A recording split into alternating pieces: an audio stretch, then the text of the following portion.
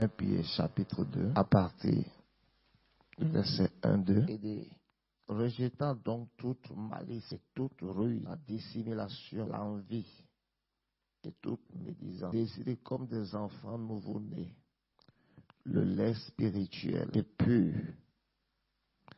afin que par lui vous croissiez pour le salut. Que le Seigneur bénisse sa parole.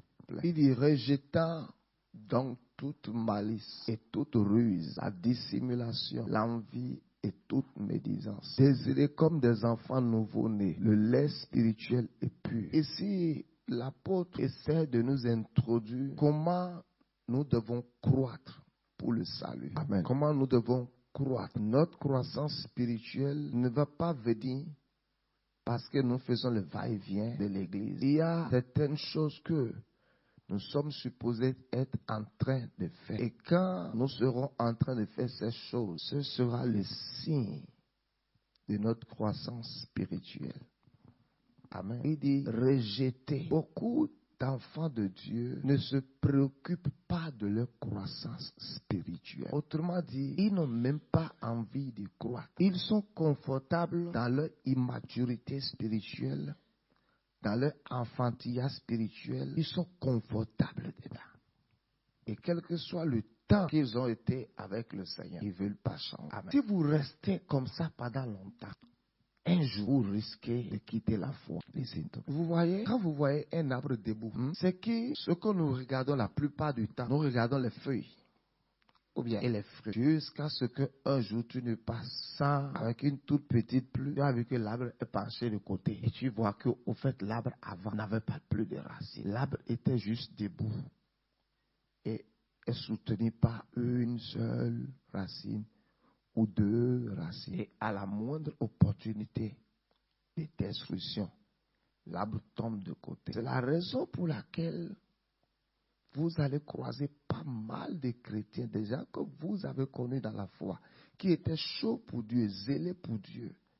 Et après aussi, ils sont retournés soit dans le monde, soit ils sont retournés pas seulement dans le monde, réellement les médecins. Ils n'ont pas de racines. Et le camouflage spirituel, la prétention, ne pourra pas te garder longtemps si tu ne cherches pas à croire réellement pour le salut. Parce qu'un jour, juste avec un coup de poing, tu es de côté parce que tu n'avais pas de racines. Amen. Si certaines épreuves, certaines souffrances se présentent à toi, listen to, can you stay again in the faith? Continueras-tu de rester encore dans la foi? C'est pour ça que l'apôtre dit rejetant toute malice. Ce n'est pas le temps pour qu'on puisse décortiquer les mots là, one by one. Rejetez donc toute forme de méchanceté. J'aime la version là. Amen. Il dit rejetez donc, débarrassez-vous donc de toutes les formes de mal. Amen. Ruse, fraude, dissimulation, comédie ou demi-vérité, envie et jalousie, bavardage inutile et malveillant, médisance, calomnie, récrimination de toutes sortes, etc., etc., etc. Amen. Il dit rejetez donc toute méchanceté. Laisse-moi te dire les dangers de la méchanceté dans le cœur d'un enfant de Dieu. La Bible dit dans Proverbe 28, le juste a de l'assurance comme un jeune lion. Le méchant prend la fuite sans qu'on le poursuive. When you are wicked, quand tu es méchant, you let do evil, tu aimes faire ce qui est mal, evil. Et il y a toutes sortes de mal dans le cœur des gens. Amen. Toute forme de mal. Retiens cette question ce matin. La vie spirituelle que tu as maintenant, où est-ce qu'elle est en train de te conduire? Amen. Où est-ce qu'elle est en train de te conduire? Va-t-elle t'amener au ciel? Il dit rejetez donc toute méchanceté. Et il cite toutes ces choses afin que vous croissiez. Paul dit travaillez pour votre salut avec crainte et tremblement. Si tu laisses ces choses résider en toi, avec le temps, tu réaliseras que tu as gaspillé un long moment de ta vie chrétienne qui ne t'ont profité à rien. Et c'est en ce moment que tu connaîtras la croissance spirituelle dans des temps difficiles. Si réellement, Dieu est un enfant du salut, ou bien ici.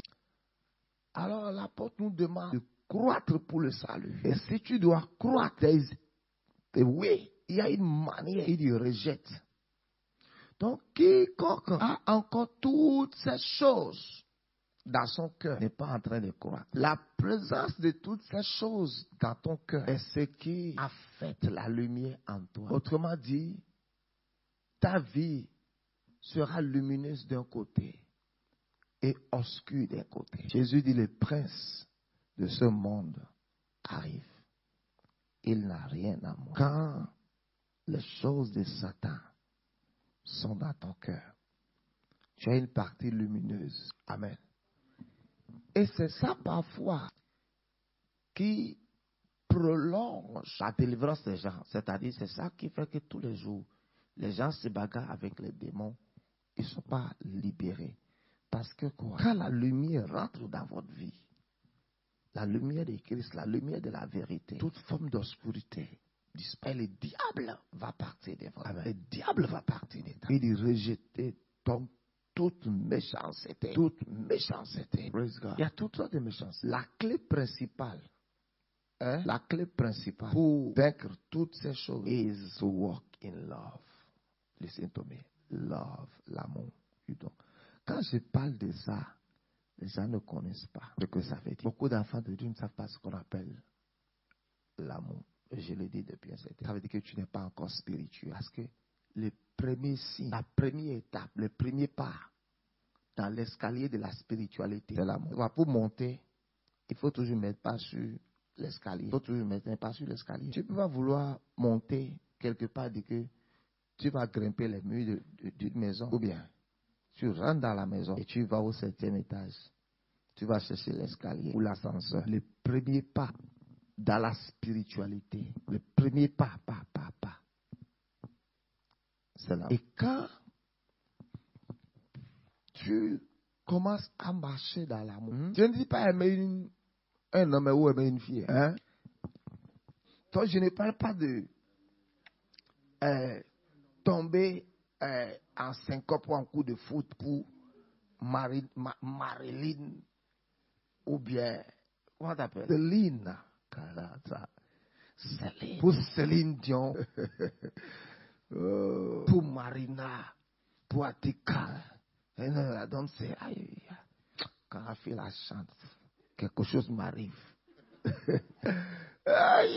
No. Tu parles de l'amour de Dieu. Romains 5, verset 5. Lisez Romains 5, verset 5. Ouais, quand on enseigne pas ces vraies vérités aux enfants de Dieu, ils restent dans la foi, ils entendent, you are blessed, you are lifted, you have money.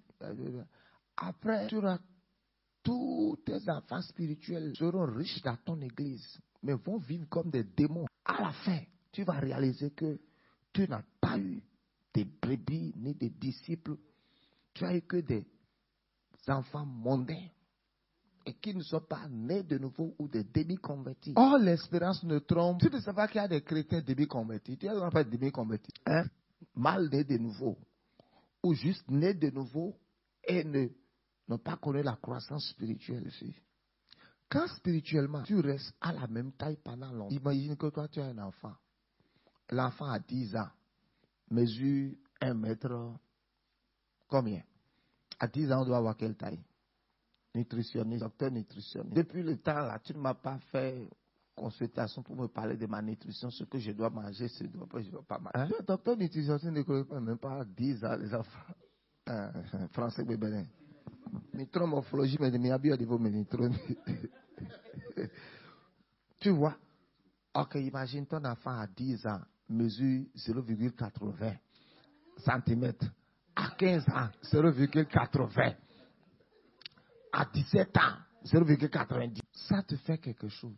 Donc, Dieu veut que toi et moi, on puisse croître pour le salut. Amen. Croître pour le salut. Maintenant, Romains 5, c'est ça, on lisait. Oh, l'espérance ne trompe point. Mais l'amour de Dieu est répandu dans notre cœur par le Saint-Esprit qui nous a été donné. Quand le Saint-Esprit est venu en nous, il a amené l'amour de Dieu en nous. Amen.